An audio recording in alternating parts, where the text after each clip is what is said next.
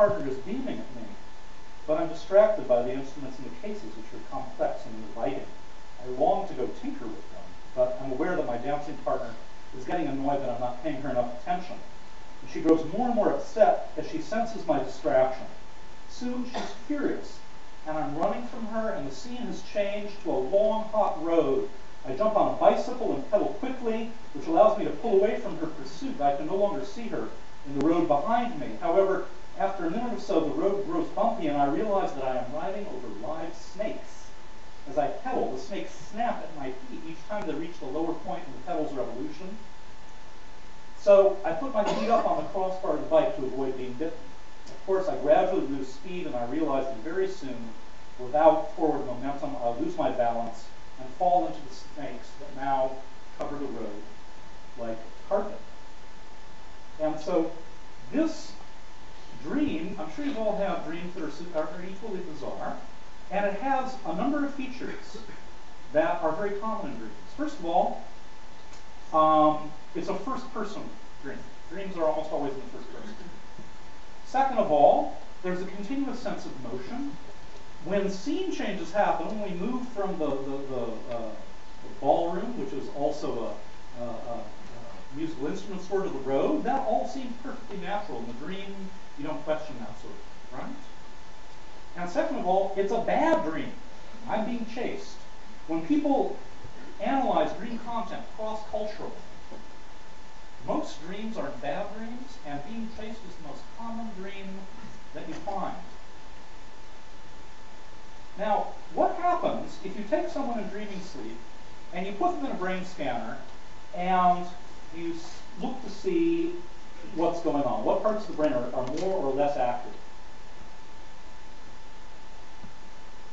And here's what you find. Now, dreams are very dominantly visual, and yet the main modern visual system here is actually deactivated. Well, that's odd. But this region here, which is a visual memory center, is very strongly activated, consistent with the notion that a lot of dream content is being dredged up from memory and is being written into memory more strongly. Dreams are highly emotional, and the amygdala, which is an emotion center and is particularly linked with fear, also lights up. The anterior cingulate is also an emotional center. And importantly, you see here the dorsolateral prefrontal cortex is deactivated. Now, the dorsolateral prefrontal cortex is an area, a so-called executive function area of the brain. It gives you judgment, it gives you the ability to question things. So, the fact that in your dream, you don't question the fact that things confuse and change in ways that violate your experience in waking life doesn't seem odd. Why? Because the part of your brain that would cause you to question that is shut down in dreaming sleep. So these explain why dreams are bizarre and non-naturalistic. But why are they strung together to make a story? Why aren't they just unrelated flashes of sensation? And let's keep that idea. No, actually, let's not keep that idea. Let me tell you. Remember how we talked about control systems in the brain are always on. You can't turn them off, right? We have a system in our brain that's a narrative creation system. It is built. It takes scraps of disparate sensory information and weave them together into a story that makes sense. And this narrative creation system acts when you're awake, and it also acts when you're sleeping, but you can't turn it off. This narrative creation system is, in most people, a left cortical phenomenon, and it works very, very effectively in the dreaming state to take these scraps of memory consolidation and weave them together into a story. So we like to think that our information coming into our senses is reliable, and that it's pure data, and that we can act dispassionately upon this data when we like. This feeling about our senses, that they're trustworthy and independent reporters, while overwhelming and pervasive, is simply not true. Our senses are not built to give us an accurate picture of the external world at all. Rather, through millions of years of evolutionary tinkering, they have been designed to detect and even exaggerate certain features of the sensory world and to ignore others. Our brains then blend this whole sensory stew together with emotion to create a seamless, ongoing story of experience that makes sense. Our senses are cherry-picking and processing certain aspects of the external world for us to consider. Furthermore, we cannot experience the world in a purely sensory fashion because in many cases, by the time we're aware of sensory information, it's already been deeply intertwined with emotions and plans for action. Simply put, in the sensory world, our brains are messing with the data. Sensation, actually I should tell you, I originally wrote that line, our brains, in the sensory world, our brains are dicking with the data, and my editor at Harvard University Press made me change it. Terrible, terrible thing. So, sensation and emotion are blended at a very early stage in sensory processing.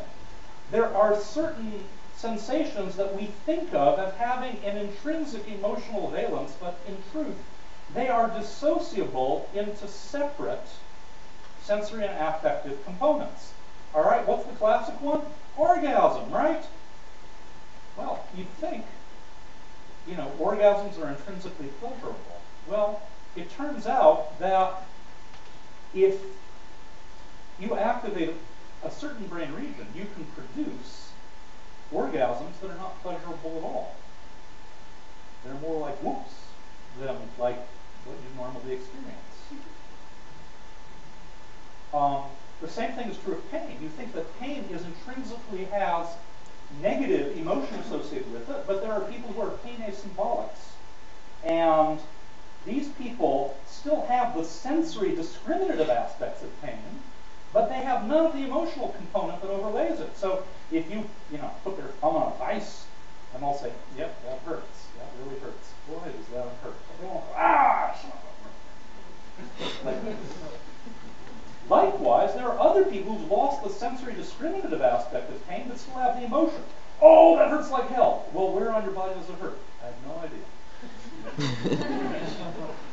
The point here is that sensation and emotion are blended so early in the sensory processing stream in the brain that there is no pure sensation. It doesn't exist in the way we live in the world.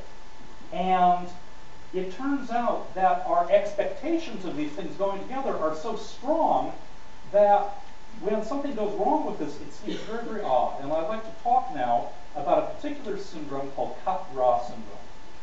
So people who have Capgras syndrome become convinced that their parents, their loved ones, sometimes even their pets, have been kidnapped and replaced with robot replicas. And you might think, well, these people are just crazy, right? They're psychotic, they're hallucinating. No, they're not.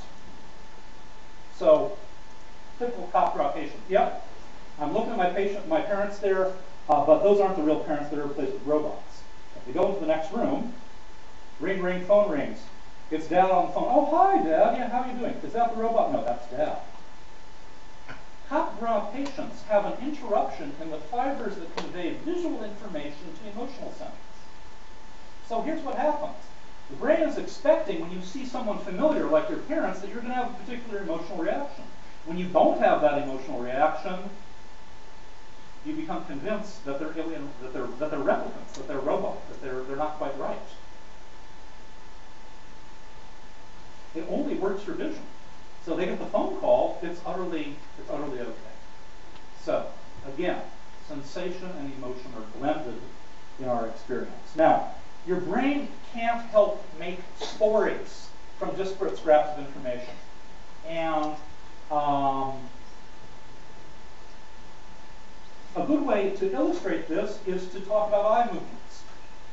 Okay? This here is a picture called The Volga Girl. And this is a trace of someone's eyes to show where they are looking at in this picture over and over again. And what you see is that the eyes dwell on a certain point, and then they make a little jump, which is called a saccade, to another point, and then they make another jump. And you can see that people tend to explore certain features like the eyes and the mouth a lot. But what happens during these jumps? So when we're looking at this picture, are you aware of your eyes going? No, you're kind of seeing a continuous stream of information.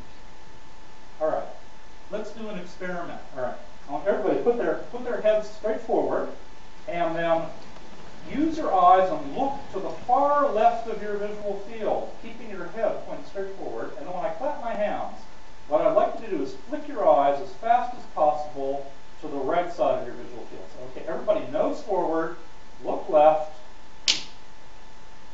Some of you moved your head. But that's all right. So when that happened, what did you see?